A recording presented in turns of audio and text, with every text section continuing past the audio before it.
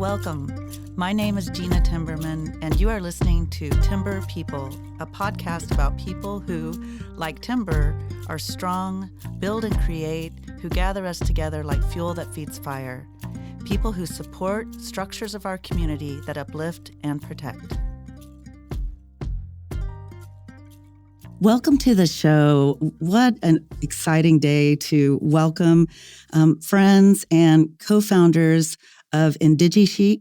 And there's an exciting opening of representative of collective of local contemporary Indigenous artists and designers. I want to welcome Dr. Jessica Moore Harjo, Alex Ponca Stock, and Veronica Pipestem. Welcome to the show. Thank you. Thank you, Vanessa. This is exciting. I'm so, like I was saying before the show, I wish we were all together in person. You're such a dynamic, just talented, incredible group of women representing your cultures and identities. And I love what you're doing. It's truly an exciting time to be in Oklahoma. We say we're a cultural center. You know, we're in the center of Indian country. We connect, we exchange, we share with one another and in many collaborative cultural ways. And I love at this time that, you know, just like with other cultural centers, there would be trade, commerce, and representations of who we are as Native people. And it's just such a beautiful, exciting time to be Indigenous in relation to Indigenous design and fashion. And it's been in existence, but it's really a moment of real elevation all around us. So I'm excited to hear about the opening and about how your work together has evolved, just combining your fine arts, your fashion, and your friendship. Well, thank you so much for having us in that intro. It's completely agreed. I was just talking to an artist who was dropping off work and saying that, like, you know, a lot of times in Western art, in the modern art world, genius is kind of treated as in this like limited supply. You know, it's like this rare thing. And every artist who's dropped off work to us, we just are like floored by it and just so. And I'm not using that word in a flippant way either. It's just absolute genius inspired, beautiful stuff. So as artists ourselves, you know, and contributing artists, I think it's been really, and that part of the process has been really inspiring already. And we're not even open yet. So it's super cool. Absolutely. Definitely. And we're, just to add on, we're curating the space right now for our opening on Friday. And we have over 35 artists that we have intake items from them over the past couple weeks. And it's been difficult kind of combining styles, but also like holding back from just wanting to buy everything. Right. Yes. I mean, I get in trouble this time of year, and I know we have, I'm so happy when I get to see you all at different markets, and especially with holiday markets coming up. And I have to be careful this time of year because I want to shop for myself, but I need to be thinking of my family and friends as well. Totally. It's dangerous. But I love how I've seen, you know, your work and your partnership and collaboration amongst yourselves, but other artists really evolve. And it's been really cool. And I just always know I'm going to see something new. And for a visitor who would come to the opening or visit during the holidays, what would they experience? So the things that we kind of really prioritize and specialize in are contemporary, Native artists. And the scope of our operation here is artists who are from tribes originally, you know, that are now here in Oklahoma, and or artists who are Native whose tribes aren't here, but they live in Oklahoma. And so this has really been kind of the first year we opened, we weren't sure what that would look like. We didn't know, you know, how much space that would require. And, you know, that's one of the things that we found most striking here in this space when you see all of these things kind of put together and combined, is that there is a very different aesthetic of that's here. It's very different than, say, Albuquerque or Santa Fe or, you know, Minnesota or someplace like that. So it's its own we have our own aesthetics here. And even then there's kind of subsets, depending on which tribal nations are represented at any given time and which artists are here. And so it's really an interesting aesthetic. I guess that's the best way of saying that. It just looks like Oklahoma. It looks like that, and it's reflective of that, and that's what's exciting. So The most beautiful of all. Right? Well, what makes me so proud, I mean, I love being at, a market like Santa Fe Indian Market or anywhere where the broader public is really present. And just to see that sense of representation and pride and craftsmanship from artists that, especially from Oklahoma, that's really special. But for Indigenous artists and people, and I really love that what you're doing is really open up to that broader public that can come in and really experience. And because, historically, growing up, it was, the Native people were, wearing like the wearable art, fine art. But today you see the world really engaging in that desire to learn more and also to purchase and support our artists and designers. And I think that's really important to keep that going for Indian country. Absolutely. And I think that just art in general is like kind of an equalizer, and if you may not speak each other's languages, but you can appreciate something beautiful. And there are a lot of really interesting coincidences and shared aesthetics and things that are, maybe across the globe of somebody. And so for sure, I think that like the three of us, we're artists. I mean, we are absolutely like centered in our cultures and communities. But I think that we're laughing all the time at like how quintessentially like crazy artists we are, So that's something that people from all walks of life can relate to, I think. And that's a really beautiful thing about artwork in general. But American Indian artists are, I think, I'm biased, but I think that we might be the best in the world. So that's a plus, if you come and have an opportunity to buy our work, especially. I think that that's just, it's a privilege for me to be around it. And I find, even though we're creating it as well, I feel it's a real privilege just to be able to look at it and then, additionally to be able to buy it. It's awesome. You can take it home with you, so.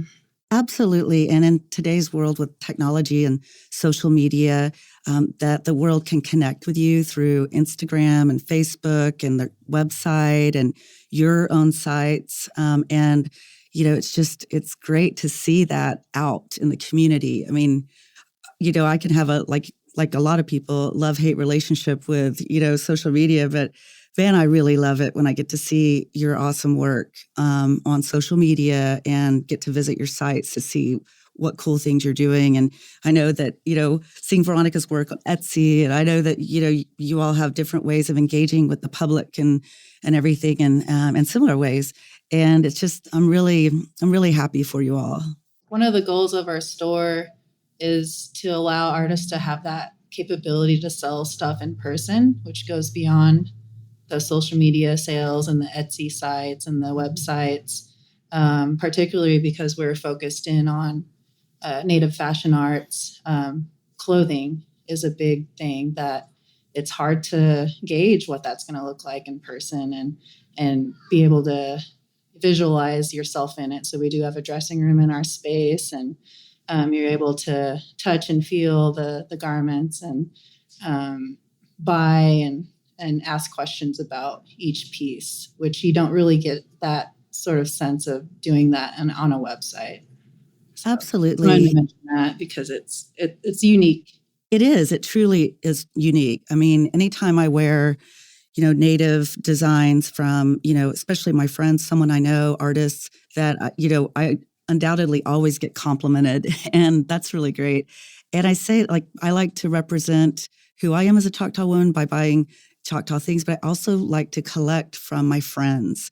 And what I love is that speaking about being in person with collectors or buyers, you really, the consumer, you really have a chance to build a relationship. And that's really special. And that it can be long-term, and that builds upon, the work that you do. And I know that when I've purchased something, of really quality and beauty from a friend and someone I know that that's consistent and it's evolving and it's relevant to who we are today. And it's just really great. Yeah. So how did this collaboration, this collective, begin? I mean, how was the idea born, over time and conversations? And I love the name, and I love really how you've marketed. And I love that even looking at it as you have in the past as an exhibition too. It's really great. Thank you. Yeah, we one of our fourth partner is Wilson Pipestem, and he and I had a conversation about it was probably about 3 or 4 years ago when I first started doing fashion and design work and fashion shows, and we kind of talked about the idea of having a store or putting my stuff in a store, and it was a little seed, I think, and I've talked about it with Veronica after that, and then we kind of really seriously were like, hey, yeah, we can. I think we can do something like this, and there's a space, and there is a need. That's the biggest part. There is a need for a store for everyone to be able to shop Native fashion arts in Oklahoma, and so we kind of got together and we brought Alex in, who we all have different relationship with her, and through design, and her and I went to high school together, and formulated INDIGICHIC, and we had a hard time coming up with the name, and that was actually a joke to start out with, to be honest, from Wilson.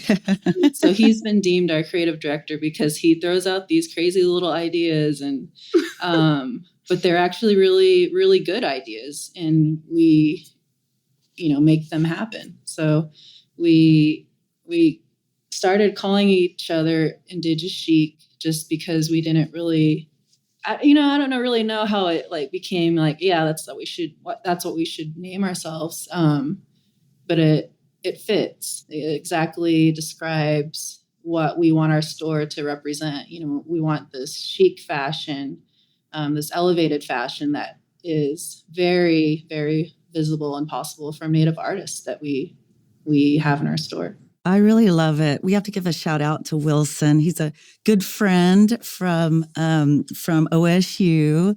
And Veronica, I was really blessed to have your father as a law school professor. And it's just really special to have you all on the show, knowing your families. It's really great. And it's, we're really connected more. It's a small world in Indian country. And as you know, and it's so great how these relationships, friendships, experiences keep us connected and collaborating with one another. And I always love to see what you guys are doing, and on the local scale. But it's exciting to see that fashion and wearable art is really being uplifted and elevated on the national and the global scale for anyone who was at the fashion show at Indian Market, or notices what's happening in Fashion Week, or or just gatherings and get-togethers here all around us in Oklahoma. You can really see in a very short period of time that evolution, and it's really great. It's exciting. Well, and I think too, if you talk about our relationships to one another, not only are the three of us, Jess and Alex and I artists, but we're also Osage, and we're also actually specifically from Gray Horse District. So, Right.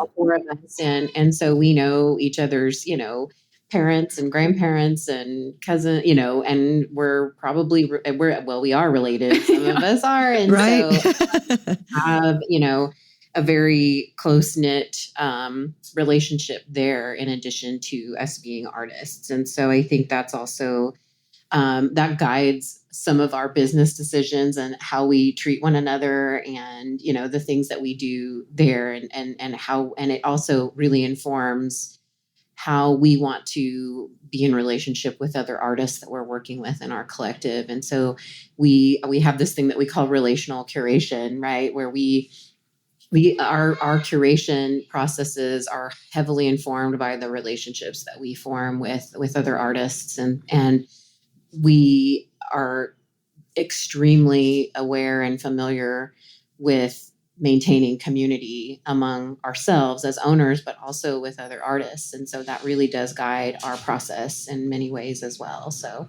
Absolutely. Yeah. Yeah. And when these guys brought me in, that was like the thing too, that I was just like so floored about. And a main impetus is just like, we want to,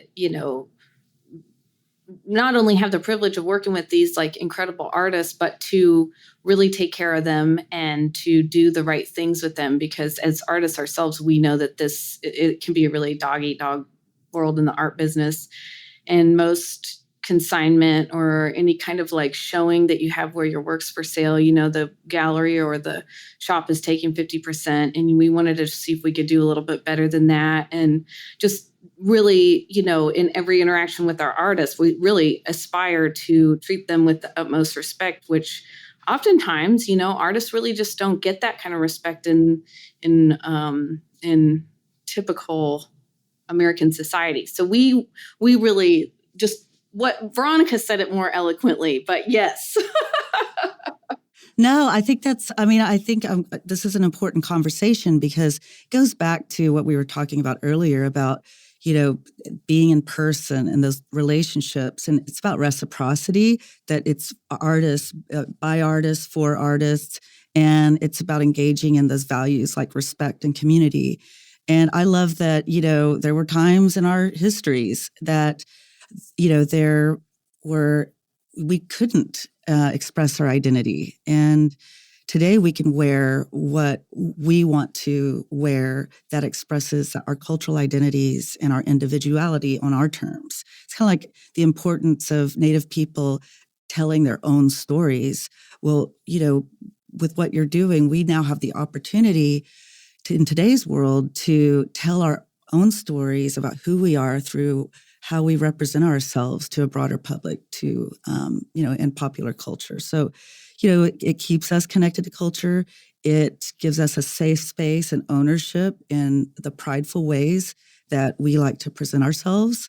And also it just engages in that community collaboration that keeps us together. And it's so important, as we know, intra-tribally, intertribally, to be connected to one another. It's what has enabled us to all transcend, very challenging times and still exist and be here today. And so what you're doing is important, and it's really meaningful, and it's also super cool and fun. And I cannot wait to experience it.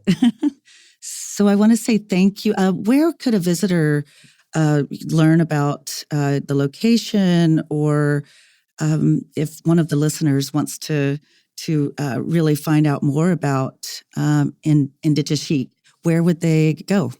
Well, we're fortunate to be in an adjacent space located next to Southwest Trading Company. And a lot of people, they've been here for 3 years, and a lot of people know where that store is. So if you know where that store is, it's right next door. You can even get to our space through their store. But it's on the corner of 11th and Peoria in Tulsa, Oklahoma. Right off 11th Street is Route 66. So you can even look up the historic route of Route 66 and go down that corridor and come down, turn on Peoria. And we are officially located on Google Maps. So you can search INDIGICHIC and we'll pop up and be directed right to our space. Great. And you have a website as well, correct? We do. It's indigichic.com. All that information is on there, and our hours of operation will be on there, and all of the information for our artists are also on there. Yeah. It connects to their individual websites and social media and whatever information that they have available for their individual businesses. Well, thank you. I can't wait to connect with you all in person and to experience. This is really great, and to shop. And I just want to say thank you for you all being on the show today. Yakoki. Thank you. Thank you. Thanks for Thanks. having us. Thank you. Yakoki. Thank you for joining us. Timber People is brought to you by the Possibilities Podcast platform.